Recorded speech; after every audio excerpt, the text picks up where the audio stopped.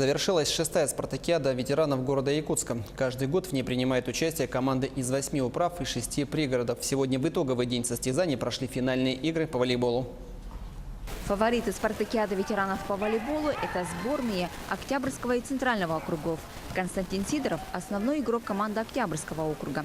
Если в прошлом году они заняли первое место, то на этот раз удостоились серебряной медали. Все команды хорошо подготовились, но, как всегда, ветераны есть ветераны. Это движение, это здоровье, конечно. Тут мы рады, что организуются такие мероприятия, соревнования. Мои ребята выступают всегда отлично, всегда они в форме. Потому и мы побеждаем.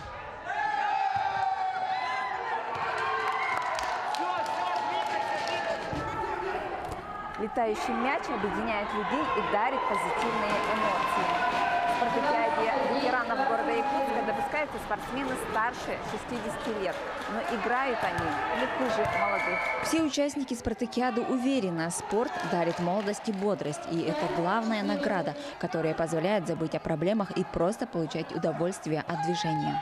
Если играешь, то как бы жизненный тонус получаешь, не стареешь. Для нас как бы продушено в нашей ветеранской пенсионерской жизни. Мы собираемся, не только играем, но между собой как бы дружеские отношения, отмечаем наши праздники. Так что волейбол – это для нас сила духа и тяга к жизни.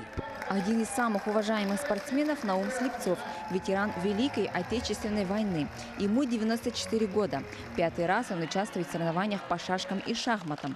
Представляет команду поселка Марха. Сильнейшими кандидатами почти играл наравне.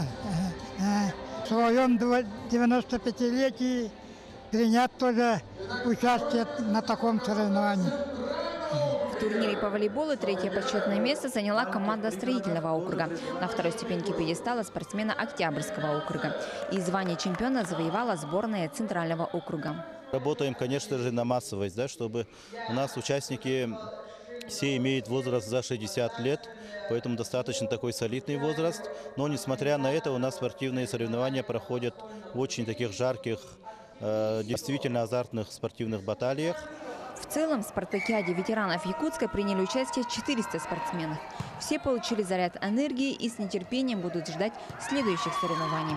Евгения Андросова, Николай Необутов, Илья Старемятников, Якутск.